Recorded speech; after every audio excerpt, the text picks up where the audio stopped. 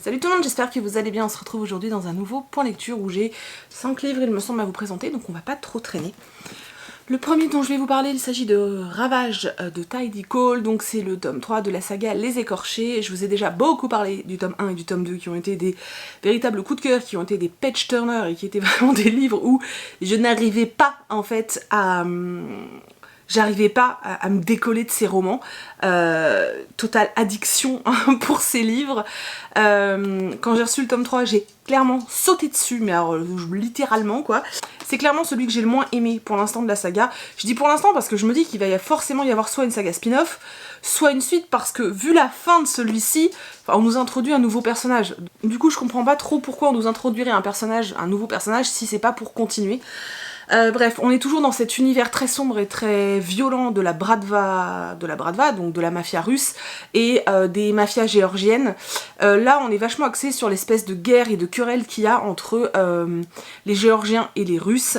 On a de nouveau une histoire d'amour, hein, on a de nouveau une romance. Je peux pas vraiment vous dire qui sont les personnages de cette romance parce que ça spoil les deux premiers tomes. Par contre, j'ai pas aimé la première partie, donc toute cette partie où justement il y a un développement de la romance avec l'histoire d'amour entre deux personnages. Cette partie-là ne m'a absolument pas plu, tout simplement parce que on est dans ce que moi je considère réellement comme de la dark romance, c'est-à-dire avec un bourreau et une victime, et la victime qui tombe amoureuse du bourreau. C'est quelque chose que je ne supporte pas. Je sais que c'est quelque chose qui existe, qui est connu et reconnu en psychologie, etc. Mais ça n'empêche que c'est un truc qui, moi, ne me plaît absolument pas. Je peux pas. Sincèrement, c'est quelque chose que je ne peux pas. Oui, ça passe pas. Tout simplement. Après, on nous explique quand même que, voilà, si lui, il fait ça, c'est parce qu'il est drogué et qu'il n'a pas le choix. Ça n'explique pas pourquoi elle tombe amoureuse de quelqu'un qui l'a maltraité pendant plusieurs jours, qui l'a limite violée et frappée, et enfin, voilà. Pour moi, c'est incohérent, je peux pas. Ça m'a complètement bloquée.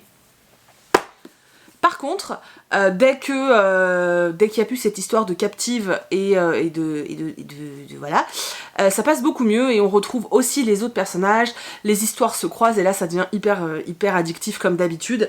Tidy Cole est vraiment balèze pour écrire ce genre de romance parce que c'est pas du tout ce que j'aime, je vous l'ai déjà dit, et pourtant quand je les commence, je n'arrive pas à les lâcher.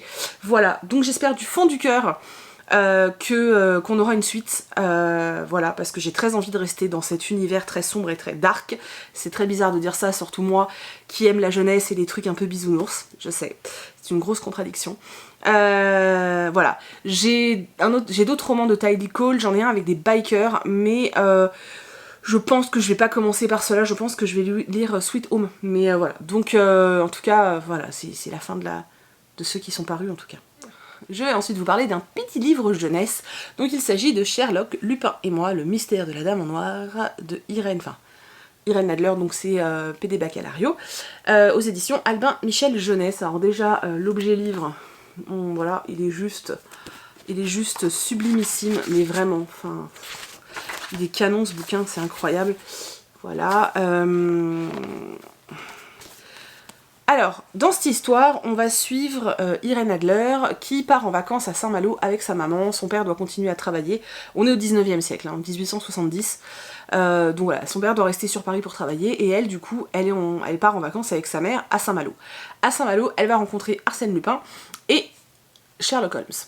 Et à partir de là, ils vont commencer à sympathiser, à jouer ensemble. En plus, c'est rigolo parce que j'habitais à Rennes et j'allais très régulièrement à Saint-Malo forcément, et c'est marrant en fait de visualiser les scènes et tout, enfin je trouve ça très marrant. Bref, et en fait ils vont jouer ensemble et ils vont tomber surtout sur un cadavre sur le bord de la plage, et de là va commencer tout un mystère et ils vont tous les trois mener l'enquête. J'ai juste adoré. Alors le narrateur c'est Irène Adler, d'où le fait qu'on nous mette en pseudo-auteur Irène Adler, puisque c'est un peu comme si c'était son journal finalement, comme si elle nous racontait son enfance. J'ai beaucoup aimé le fait qu'il y ait Arsène Lupin aussi, j'ai vraiment adoré en fait, je peux pas vous dire plus, c'est une enquête de Sherlock, et c'était chouette, c'était vraiment chouette. Je vous l'ai déjà dit, je suis juste accro aux réécritures de Sherlock Holmes, surtout en jeunesse. Je trouve ça... J'ai jamais été déçue pour le moment en fait, et j'adore, mais vraiment j'adore. Je me suis éclatée, il y a 4 tomes qui sont déjà parus, j'ai déjà acheté le tome 2. La seule chose que j'aime pas, c'est que le livre est ultra rigide, et pour lire, franchement, moi j'avais peur de le casser constamment. Ça c'est pas cool du tout, surtout que c'est des livres pour enfants. Et voilà, je trouve pas ça très pratique et très intelligent de le faire comme ça, sachant que c'est à destination d'enfants quoi. Bref, parce que c'est pas du hardback, hein, c'est juste que c'est ultra rigide, voilà. Enfin bon, ce n'est qu'un détail, en tout cas c'était vraiment super chouette, et je pense que vous risquez de voir la suite assez bientôt, parce que j'ai juste adoré en fait. Voilà, vraiment. Vraiment.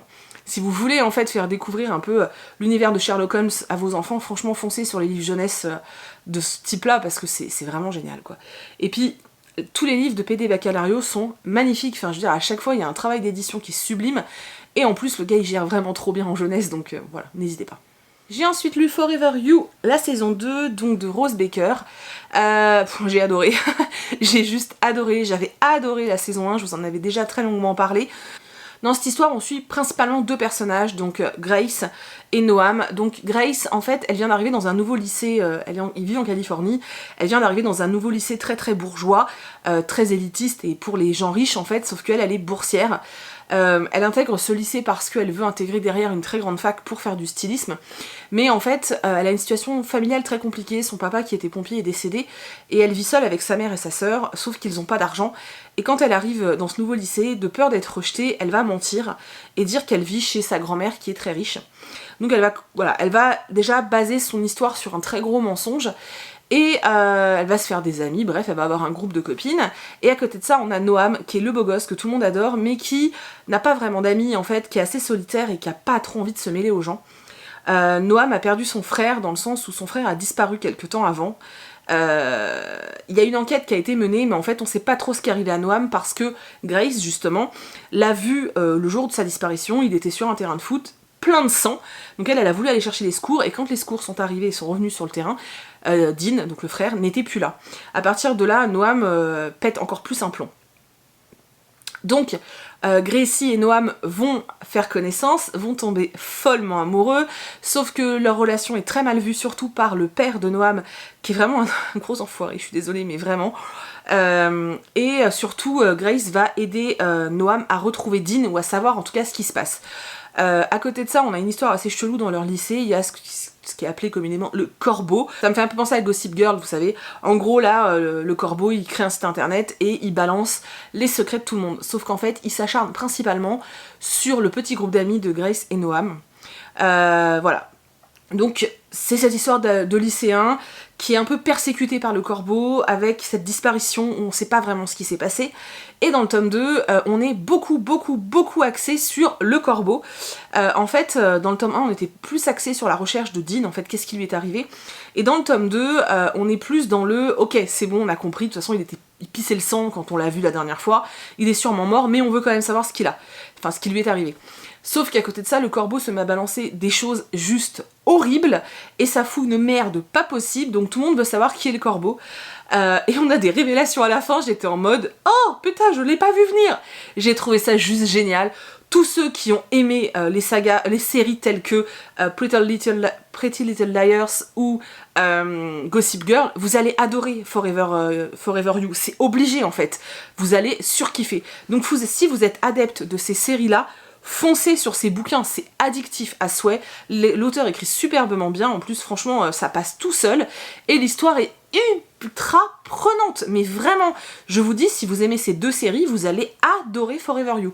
Donc il y a 2 tomes, alors ils font peur, mais sincèrement c'est du papier épais, ça se bouffe littéralement, c'est des petits prix, ils sont à 14,90€ pour des sacrés bouquins, et cette saga est géniale, sincèrement cette saga est géniale, totalement addictive, moi j'ai juste adoré, voilà, j'ai adoré. Le prochain livre dont je vais vous parler, il s'agit de Verte de Marie Desplechin aux éditions L'École des Loisirs.